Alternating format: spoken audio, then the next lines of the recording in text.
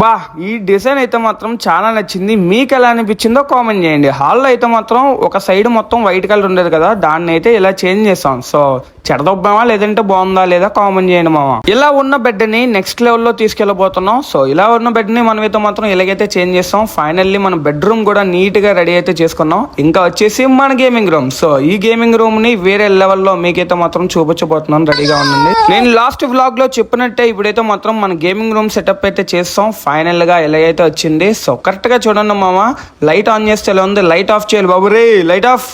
Light of చేసాక చూడండి మామ ఎంత లుక్ ఉందో, చాలా అంటే చాలా బాగుంది. ఇంకా నేను ఓవరాల్ గా PC setup and room setup మొత్తం నేను అనుకున్న దాంట్లో మహా అయితే ఒక 5% అయ్యింది. మిగతా 95% అవ్వాలంటే 1 వీక్ టైం అయితే పడుతుంది మామ. ఎందుకంటే నేనైతే ప్రొడక్ట్స్ అన్ని ఆన్లైన్లో పెట్టా, వచ్చేసరికి చాలా టైం పడుతుంది. మన పీసీ సెటప్ రూమ్ ఎలా ఉందో ఒక్కసారి కామెంట్ అయితే చేయండి. సరే మరి నెక్స్ట్ వ్లాగ్ లో ఏ ప్రొడక్ట్స్ ఆన్లైన్ లో పెట్టానో అన్ని చూపిస్తా. ఫాలో కొట్టుకొని కొంచెం సపోర్ట్ చేయమా.